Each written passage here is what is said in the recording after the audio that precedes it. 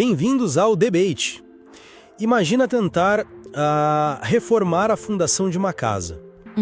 É um processo que exige muito planejamento meticuloso, ler plantas arquitetônicas complexas, gastar dinheiro, energia mental e, acima de tudo, exige um ambiente controlado. Agora imagina tentar fazer essa mesma reforma estrutural enquanto a casa está, literalmente em chamas. Nossa, é uma imagem caótica, mas incrivelmente precisa para os dias de hoje. Porque, sejamos honestos, você não está pensando em qual cimento usar para a fundação ou na cor da parede quando as cortinas estão pegando fogo, né? Exatamente. Você está operando puramente no modo de sobrevivência, tentando só encontrar a saída mais próxima para não sufocar com a fumaça. E essa fumaça é muitas vezes a realidade de um profissional moderno. Aquele profissional cronicamente sobrecarregado, à beira do esgotamento e que está tentando implementar mudanças comportamentais profundas na própria vida. O nosso espaço aqui é justamente para trazer esse rigor intelectual e explorar essas múltiplas perspectivas sobre ideias que prometem ser transformadoras. Com certeza. A nossa discussão de hoje emerge do material O Poder dos Hábitos, Transforme Sua Vida em 30 Dias. Nós vamos analisar a viabilidade prática do desafio de 30 dias proposto pelo texto. Focando especificamente nesse profissional que já se encontra no limite absoluto da sua capacidade mental, certo? Exato. E o cerne da nossa questão hoje é examinar se essa estrutura de 30 dias atua de fato como um catalisador eficiente que salva a pessoa do incêndio. Eu vou defender a visão de que a metodologia é altamente viável porque ela usa a microhábitos e o empilhamento de hábitos para guiar a neuroplasticidade de forma muito segura. E eu, por outro lado, vou argumentar que a exigência de um automonitoramento rigoroso e a imposição desse prazo artificial de 30 dias sobrecarregam de maneira brutal o córtex pré-frontal de quem já está operando no vermelho. Na minha visão, isso acaba prejudicando muito mais do que ajudando. Legal. Então, para quem está nos ouvindo e pensando, nossa, eu mal tenho energia para fazer o jantar hoje à noite, quem dirá rastrear meus gatilhos emocionais? Eu quero antecipar que a minha leitura do texto me faz acreditar que o programa não é um instrumento de força bruta. Como assim? E é faseado de maneira muito inteligente. A primeira semana é estritamente para desconstrução e observação, a segunda para criar um momento inicial e por aí vai. Mas o verdadeiro trunfo para esse profissional exausto é a tática do empilhamento de hábitos. Que é aquela ideia de usar um hábito que você já faz automaticamente como um gatilho para o novo hábito, né? Isso, exato. E o porquê disso funcionar é fascinante do ponto de vista neurológico. Você não está exigindo que o cérebro crie uma rodovia expressa do zero. Você está se aproveitando de um princípio fundamental da neurociência conhecido como a lei de Hebb, a famosa regra de que neurônios que disparam juntos se conectam.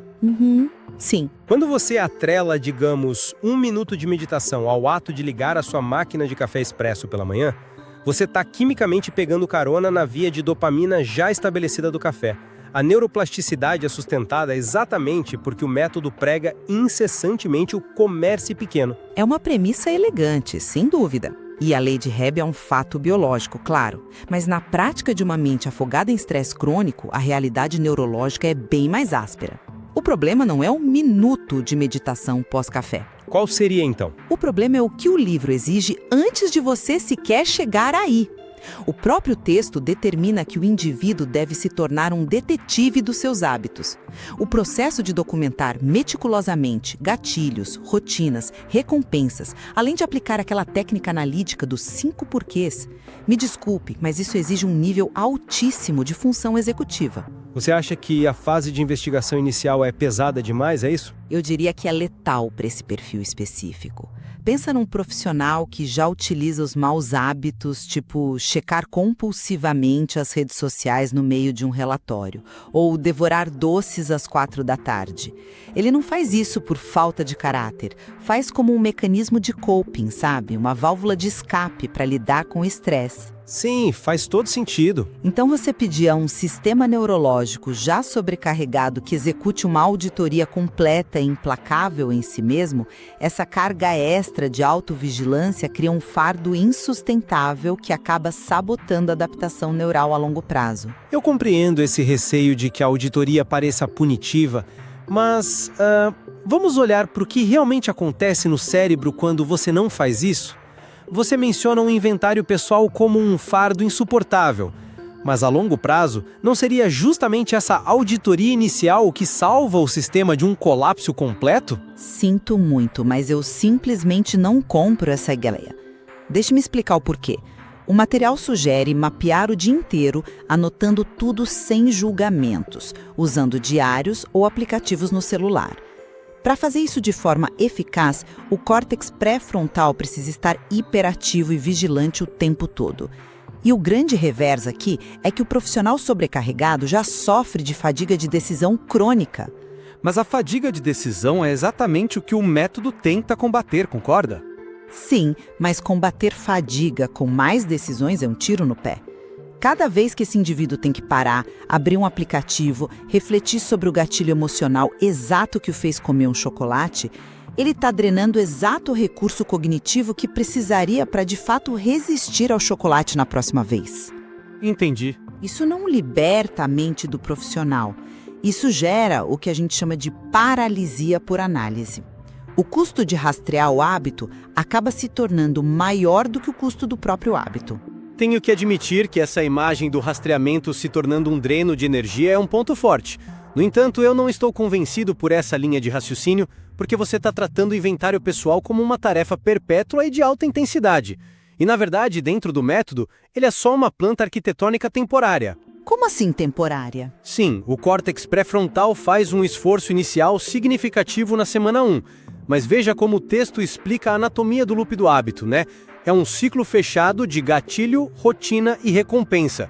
A genialidade aqui é o retorno sobre o investimento. Que seria qual, na sua visão? Uma vez que você identifica, através dessa breve investigação, que a caixa de entrada lotada às 3 da tarde é o gatilho específico que gera ansiedade, e que essa ansiedade é o que leva ao doce, você retira a névoa. A ambiguidade do seu dia some. Nas semanas seguintes, você economiza uma energia mental massiva. Em vez de travar uma batalha passiva e exaustiva contra o açúcar, você aplica o que o material chama de substituição inteligente. O diagnóstico custa energia hoje para poupar o córtex pré-frontal pelos próximos 29 dias. Mas aí é que está o ponto cego da teoria. Por quê? O diagnóstico só poupa energia se a substituição for implementada sem atrito, o que quase nunca acontece quando o estresse crônico está presente. O texto diz que a recompensa da rotina de substituição deve ser semelhante ou superior à do hábito antigo. Mas sejamos brutalmente honestos sobre a biologia do prazer imediato.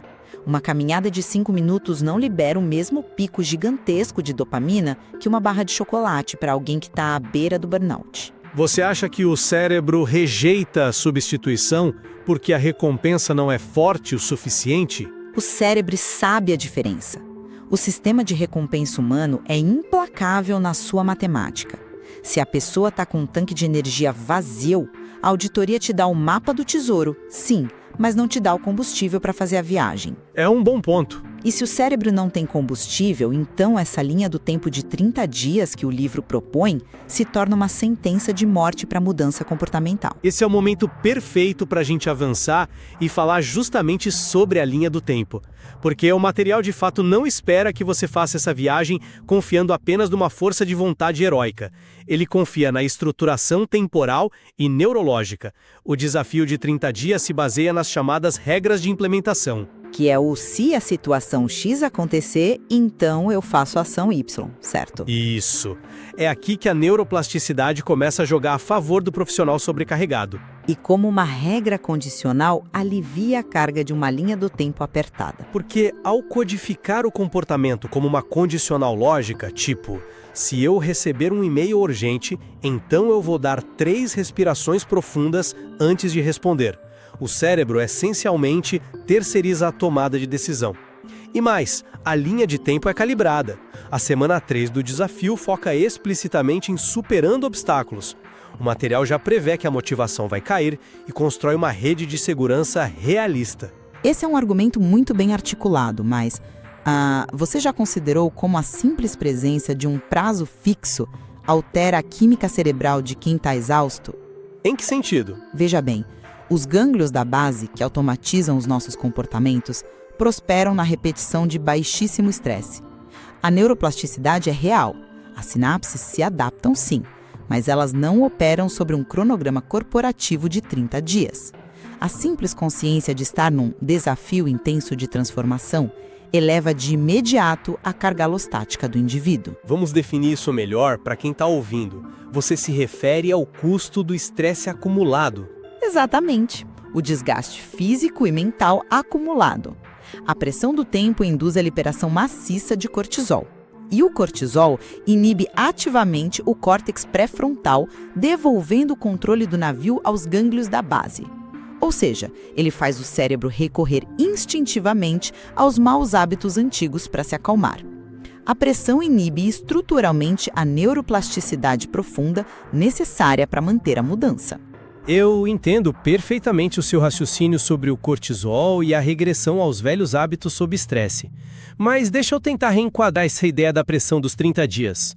Fique à vontade. O prazo não foi desenhado para ser uma guilhotina corporativa pairando sobre a cabeça da pessoa. Ele é, na verdade, um container fechado que diminui a intimidação da mudança. Dizer a um profissional que já está no limite, tipo, você precisa mudar a sua dieta para sempre a partir de hoje, é o que realmente inibe o córtex pré-frontal e gera uma ansiedade paralisante. Você argumenta que o limite de tempo é um alívio psicológico. Sem dúvida. Dizer vamos focar nisso apenas por 4 semanas com etapas diárias muito claras torna o esforço psicologicamente digerível. A neuroplasticidade precisa de atenção focada. Se algo leva a vida toda, perde a urgência, perde o foco. O container de 30 dias pode parecer reconfortante na prateleira da livraria, mas a mecânica do que ocorre lá dentro, na transição para a semana 3 e 4, é onde o sistema inevitavelmente colapsa. Por causa da exigência de progresso. Sim, o texto orienta explicitamente o aumento gradual na semana 2. Se você meditava 5 minutos, passa para 10. Ele pede que você aumente a intensidade de uma rede neural recém-formada, que é incrivelmente frágil, exatamente no momento em que o entusiasmo inicial já desapareceu. Para o profissional exausto, isso é a gota d'água. Esse é um ponto formidável. O risco da progressão prematura é real. Embora eu estruturasse a interpretação disso de outra forma. O que você chama de gota d'água me parece ignorar o antídoto central do texto, que é o paradoxo dos microhábitos. Como assim? Mesmo quando o livro fala em progressão, ele é categórico sobre o começar estupidamente pequeno. Usar o fio dental em apenas um dente. Ler uma única frase antes de dormir. A viabilidade prática para o indivíduo existe justa e unicamente porque o desafio nunca pede uma maratona. Mas o objetivo final não é usar o fio dental num dente só, né? O livro quer que você mude a vida. Sim, mas através da alavancagem inteligente.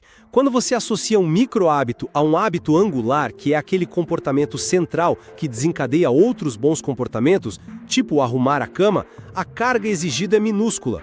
A resistência do cérebro é contornada de forma furtiva. Eu tenho que admitir que o conceito de microhábitos é, superficialmente, a peça mais brilhante da teoria.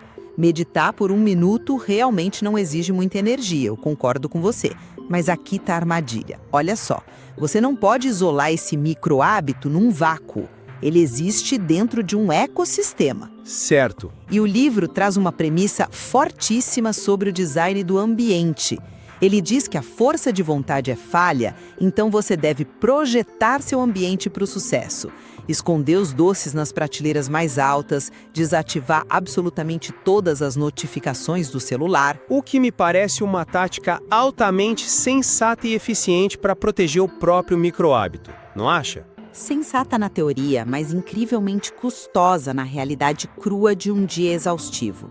A reestruturação ambiental é vendida como um suporte passivo, mas a execução disso é, na verdade, um macrohábito gigantesco disfarçado de dica rápida. Como macrohábito? Pensa no simples ato de auditar as notificações do celular, reconfigurar os ajustes de foco do sistema, comunicar limites aos colegas no Slack, projetar um escritório livre de gatilhos visuais. Isso consome uma quantidade de energia monumental de forma prévia. O fardo de ter que reestruturar o ecossistema doméstico e profissional simultaneamente, enquanto a casa ainda está em chamas, invalida totalmente a promessa de simplicidade daquele micro-hábito de 1 minuto. Eu tenho que admitir que esse ponto sobre o design ambiental ser um macro-hábito oculto é algo que eu não tinha considerado com tanta profundidade. Realmente exige um esforço hercúleo de configuração inicial. Mas eu argumento que essa modificação inicial é exatamente o que vai proteger, a longo prazo, as reservas de glicose que você defende. Voltemos ao córtex pré-frontal. Se você tem um ícone vermelho piscando na tela a cada 5 minutos enquanto tenta entregar um relatório, seu cérebro toma uma decisão consciente de ignorar cada flash. Isso é uma hemorragia cognitiva. É fadiga de decisão em tempo real. Eu concordo com a hemorragia, mas o tratamento que o livro propõe não parece realista. Mas veja por esta ótica. O custo de gastar, digamos, 15 minutos num domingo à noite para instalar bloqueadores de sites é um investimento único de capital cognitivo e rende dividendos imensos nos 30 dias seguintes. O ambiente atua como um exoesqueleto protetor. Se nós vivêssemos em um laboratório onde o ambiente fosse perfeitamente estático, eu assinaria embaixo da sua fala agora mesmo. Mas o ambiente de um profissional moderno nunca é estático. A ilusão do livro é tratar a vida como se pudesse ser controlada por um layout fixo. Entendi. O fluxo das coisas quebra essa proteção. Sim, o profissional muda de abas no navegador constantemente. Ele transita do escritório em casa para o caos das reuniões.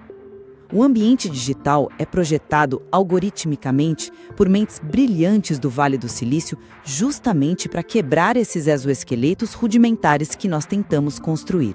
Você vê a arquitetura ambiental do livro como muito frágil frente à realidade moderna, então? Muito frágil.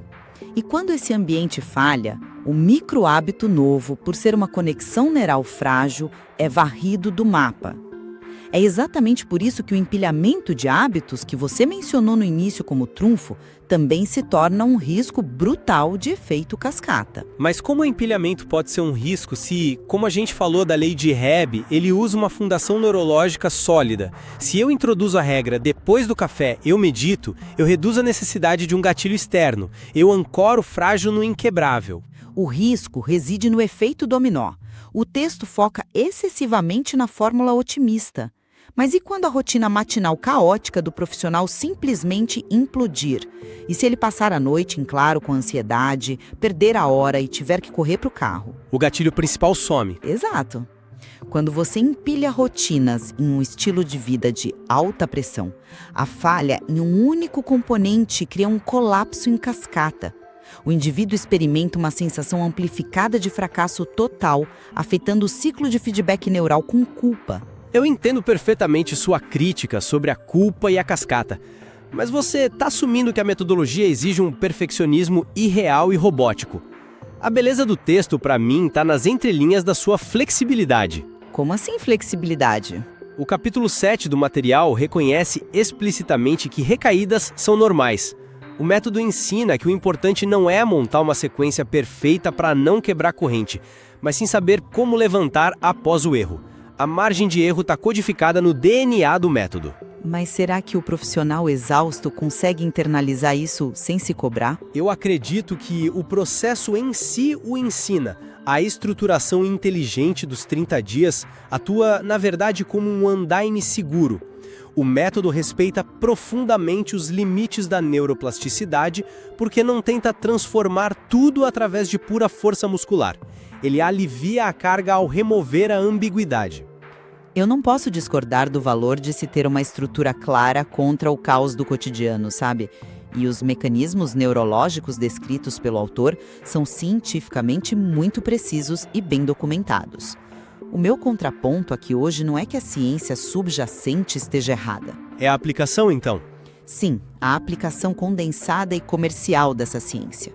A imposição de um cronograma condensado de rastreamento meticuloso, somada a uma expectativa de progressão ininterrupta, exige um nível de controle executivo que um profissional à beira de um colapso nervoso simplesmente não possui mais. É uma advertência fundamental.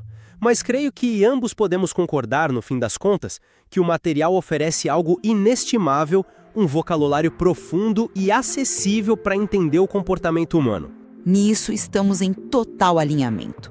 A clareza conceitual que o texto traz sobre a anatomia de um hábito é um mérito indiscutível. A eficácia comprovada da mudança estruturada versus o risco agudo da sobrecarga mental continuará sendo um dos maiores dilemas complexos na nossa cultura obcecada por alta performance. Perfeito. E há muito mais camadas fascinantes a serem exploradas nesse material, desde os hábitos angulares até o papel do suporte comunitário. O livro não esgota o tema, mas nos dá um excelente ponto de partida. Com certeza. O ouvinte agora tem diante de si o vocabulário, mas também o desafio de medir com muita honestidade suas próprias reservas de energia antes de dar o primeiro passo nessa jornada. Retornando então ao nosso ponto de partida para encerrarmos, a casa pode de fato estar em chamas e a fumaça pode estar densa.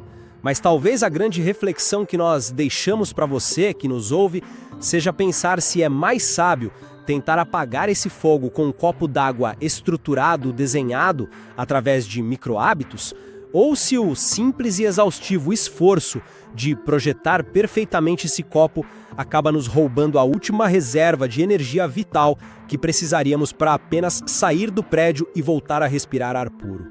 Fica a reflexão, muito obrigado por nos acompanhar e até a próxima.